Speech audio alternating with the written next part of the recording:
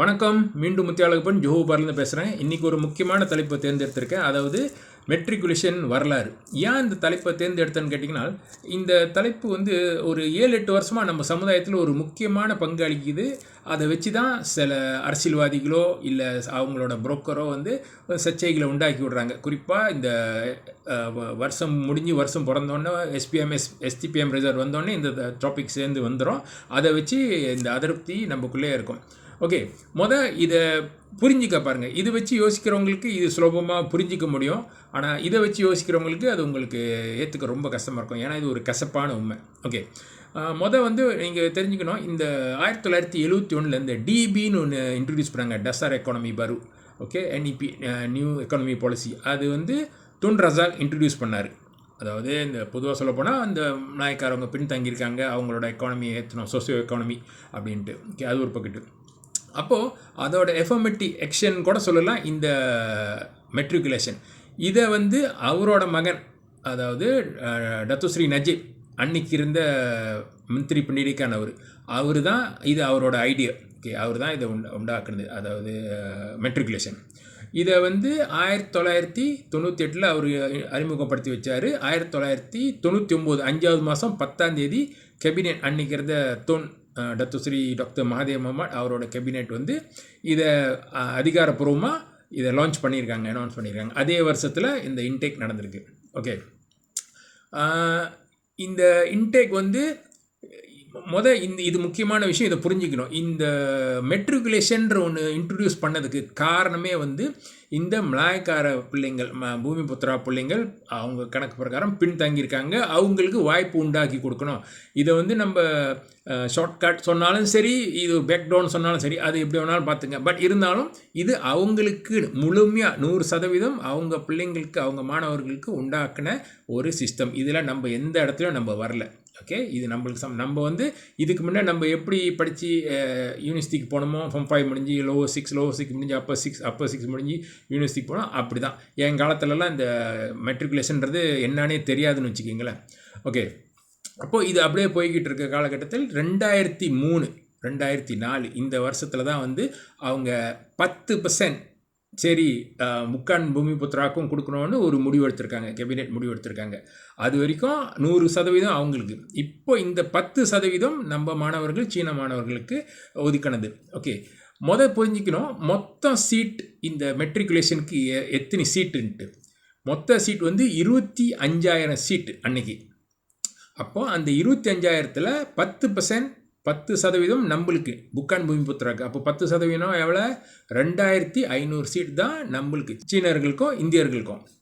Okay, இப்போது இந்த 2,500ல் எத்தனை சீட்டு சீனர்களுக்கு, எத்தனை சீட்டு இந்தியர்களுக்கு, அதை நம்ம யோசிக்கணும். ஜனத்தொகை ரேஷியோ பிரகாரம் பார்த்தால் 3 சீனர்கள் 1 இந்தியர்கள் இன்னைக்கு உள்ள கணக்கீடு பிரகாரம். ஓகே, இதுதான் அந்த 2003 நம்மளுக்கு கிடைச்ச அந்த ஆப்பர்ச்சுனிட்டி. அப்போது ஒரு விஷயம் நம்ம இங்கே புரிஞ்சுக்கணும். அந்த மொத்த சீட்லேருந்து 25,000 சீட்லேருந்து நம்மளுக்கு 2,500 இவ்வளோ தான். அப்போது அன்னைக்கு தான் அந்த 100%ன்ற கோத்தா சீட் வந்து 90% பூமி புத்திராக்கு, 10% முக்கான் பூமி புத்திராக்கு அப்படின்னு அவங்க முடிவு பண்ணிட்டாங்க அன்னைக்கு. அன்னையிலேருந்து இன்னைக்கு வரைக்கும் இந்த 90-10 யாரும் கை வைக்க, எந்த பிரதமரும், இத்தனை பிரதமர் வந்து அதை யாரும் கை வைக்கல. ஏன்னா அதை கை வச்சா என்ன ஆகும்னு அவங்களுக்கு தெரியும். அதனால் அவங்க என்ன வேணாலும் சொல்லுவாங்க, ஆனால் அதை மட்டும் கை வைக்க மாட்டாங்க. அதுதான் அந்த key point, vital point. So இன்றைக்கி வரைக்கும் அதுதான் இருந்துக்கிட்டு இருக்குது. அப்போது ஓகே, பிரச்சனை எங்கே சூடு பிடிக்குதுன்னா 2018 அதாவது நஜீப் 2,200 சீட்டு கொடுத்தாருன்ட்டு இன்றைக்கி வரைக்கும் நம்ம பேசிக்கிட்டு இருக்கோம். அங்கே தான் அந்த பிரச்சனையே ஆரம்பிக்குது. ஓகே, அதாவது இந்த டேட்டெல்லாம் ஞாபகம் வச்சிங்க. ஏன்னா இதுதான் அந்த முக்கியமான இந்த விஷயத்துக்கு உள்ள கீ பாயிண்ட். 7ஆம் தேதி 4வது மாதம் 2018 டத்துஸ்ரீ நஜீப் 2,200 சீட் கொடுக்கறதுக்கு அனௌன்ஸ் பண்ணியிருக்காரு இந்தியர்களுக்கு. ஓகே, அப்புறம் அந்த டேட்லேருந்து 21 நாள் கழிச்சு, அதாவது 28ஆம் தேதி 4வது மாதம் 2018 வந்து பன்னாமான் சாலூன், அதாவது வேட்பு மனு தாக்கல். ஓகேயா, அப்போ நீங்கள் நினச்சி பாருங்கள், 21 நாளில் அவர் பிரதமராக இல்லை இப்போது. அப்புறம் அதிலிருந்து 11 நாள் கழித்து 9ஆம் தேதி 5வது மாதம் 2018 வந்து PRU 14 நஜீப் தோத்துட்டார் தேர்தலில், ரொம்ப படும் தோல்வி. ஒரு நாள் கழிச்சு 10ஆம் தேதி 5வது மாதம் 2018 தோன் வந்து பிரதமர் ஆகிட்டார். அதாவது பக்கத்தான அரப்பான் 1.0க்கு பிரதமர் ஆகிட்டார். அவர் வந்த காரணமே வந்து இவர் என்னென்ன பண்ணாரோ இதெல்லாம் முட்டுப்புள்ளி வைக்கிறதுக்கு. அப்போ இவர் அதை கொடுத்துருப்பாரா, இதை கண்டினியூ பண்ணுங்கன்ட்டு. ஓகே, அவர் காலத்தில் இருந்த மந்திரி பிடிடிக்கு டத்து மஸ்லி மாலிக் என்ன சொன்னார்னா, இது வந்து பெர்மனன்ட் கிடையாது. அப்புறம் இன்னொரு முக்கியமான வார்த்தை சொன்னார், அதாவது இது கந்துங் படு கொத்தா பூமி புத்ரா யங் திடா டி புன்னோஹி. அப்போ இங்கே தான் விஷயம் இருக்குது.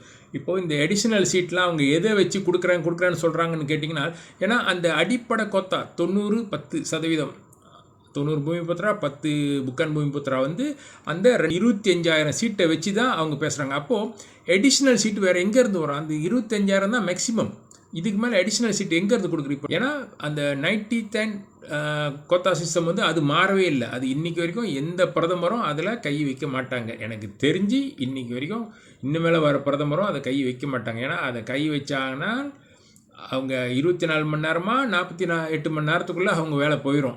இந்த விஷயத்தில் மட்டும் அதை நான் சொல்லிடுறேன் இப்பயே. ஓகே, அப்போது எங்கேருந்து எடுக்கிறாங்கன்னு கேட்டிங்கன்னா, இங்கே தான் அந்த ட்ரிக் இருக்குது. இது யாரும் அதை எக்ஸ்பிளைன் பண்ணாதனால நம்ம வந்து என்ன சொல்லுவாங்க, எப்போது அந்த கம்ப்யூஸ்லேயே இருக்கும். ஓகே, இப்போது நிறைய மாணவர்கள் பல இடத்துக்கு அனுப்புகிறாங்க, பல என்ன சொல்லுவாங்க காலேஜ்க்கு எங்கெங்கேயும். அப்போ அதில் சில பேருக்கு வேணாம், இந்த இடம் ரொம்ப தூரத்தில் இருக்குது, எங்கள் பிள்ளைக்கு கஷ்டம் அப்படி இப்படின்ட்டு ரிஜெக்ட் பண்ணுறவங்க நிறைய பேர் இருப்பாங்க. அது பூமிபுத்திராலையும் இருப்பாங்க, நம்ம சமுதாயத்தில்.